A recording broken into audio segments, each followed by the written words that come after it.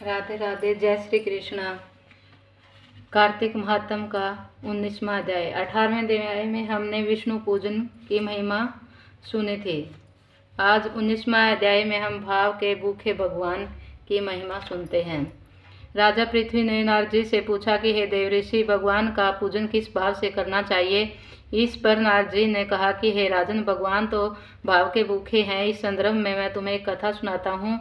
एक समय की बात है कि कांतिपुर नामक राज्य में चोल नाम का एक राजा शासन करता था। वह प्रजापालक व धर्म आत्मा था। उसके राजा शासन में प्रजा हर तरह से सुखी रहती थी। बाद में उसके राज्य का नाम उसके नाम पर ही चोल राज्य पड़ गया। एक दिन वह मंदिर में मुक्ता मणियों से भगवान का पूजन करके मंदिर में ही एक तरफ बैठ गया और विचार करने लगा कि भगवान का ऐसा पूजन मेरे अतिरिक्त अन्य कौन कर सकता है। मेरे इस पूजन से भगवान मुझ पर अवश्य ही प्रसन्न होंगे। एक टक भगवान की प्रतिमा को निहारता रहा। उसी समय विष्णु शर्मा नाम का एक ब्राह्मण मंदिर में आया और जल व तुलसी दलों से उसने पूजन कर भगवान को खुश किया। उसके तुलसी दलों से राजा द्वारा अर्पित मणिमुक्ता ढक गए। यह देखकर राजा क्रोधित होकर बोला कि अरे विष्णु शर्मा, मेरे द्वारा भगवान को अर्पित मणिमुक्ताओं को तुमने ढक दिया है।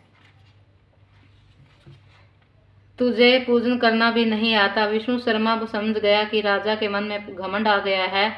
अतः वह बोला कि हे राजन, घमंड के कारण तुम मुझे पूजन का कुछ भी ज्ञान नहीं है। इस पर राजा ने कहा कि तुझे पूजन का क्या पता? क्या कभी तूने मंदिर बनवाया है? क्या तूने रूखे सूखे पूजन से स्वर्ग जाने की आशा करता है? ऐसा कहकर राजा ने गुंगल ऋषि को निमंत्रण देकर विशाल यज्ञ शुरू किया और साथ ही धन धान्य गो वस्त्र आदि से ब्राह्मणों को संतुष्ट करने लगा। उधर विष्णु शर्मा संभावत नित्य की तरह भगवान का पूजन वंदन करता रहा। वह सदैव की तरह माघ व कार्तिक मास में व्रत करता, तुलसी का पौधा रोपता, एकादशी व्रत करता, ओम नमः भगवते वासुदेवाय का जाप करता।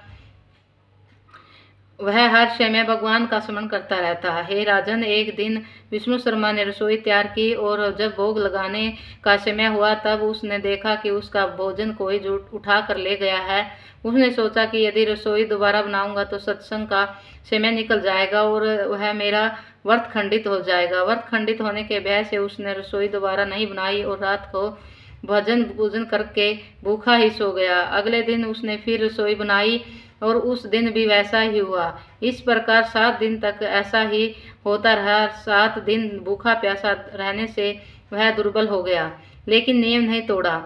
8वें दिन उसने विचार किया कि दोबारा देखना चाहिए कि भोजन कौन उठा ले जाता है।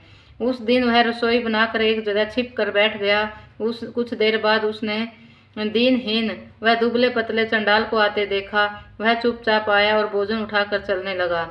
यह देखकर उसने पीछे से पुकारा, रे भाई, रूखा सूखा भोजन मत ले जाओ, थोड़ा गीत भी तो लेते जाओ।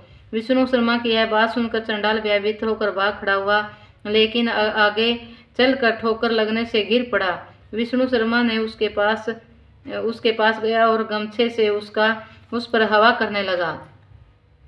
कुछ समय बाद उसने देखा कि चंडाल जहाँ गिरा था वहाँ शंख चक्र गदा पद्म वन मालाधारी भगवान विष्णु लेटे हुए हैं। और विष्णु शर्मा ने जब उन्हें नमस्कार किया और पूजन किया तब भगवान ने स्नेहपूर्वक उसका आलिंगन किया। फिर दिव्य रथ पर बैठाकर वो अपने धाम ले गए।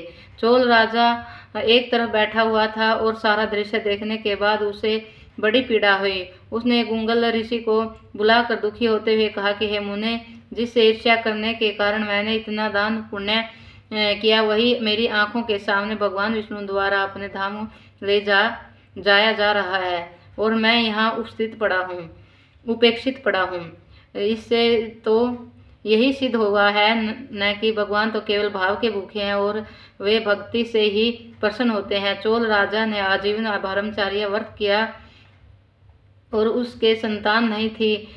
उसने राजपाट अपने भांजे को सौंप दिया और यह कहते हुए कि प्रभु, मुझे अचल भक्ति दे। अग्निकुंड में गिर पड़ा गुंगल ऋषि ने तभी क्रोधित होकर अपनी शिखा उखाड़ कर फेंक दी और उसी समय भगवान ने अग्निकुंड में गिरते राजा को गोद में उठा लिया और अपने लोक को ले गया। उन्होंने विष्णु शर्मा को शील तथा राजा चोल को सुशील नाम देकर अपने द्वारपाल नियुक्त कर दिए। हे राजन, वर्तमान में चोल देश में राजा का उत्तराधिकारी उनका बांजा ही होता है और गुंगल गोत्रीय ब्राह्मण शिखा भी नहीं रखते। सूत जी ने कहा कि हे ऋषियों, भगवान तो प्रेम के भाव के भूखे हैं, अतः उन्हें प्रेम भाव से ही प्रसन्न करना चाहिए। जय श्री कृष्ण। राधे राधे। ओम नमः भगवते वासुदेवाय। नमो नमः। 19वां अध्याय संपन्न। जय श्री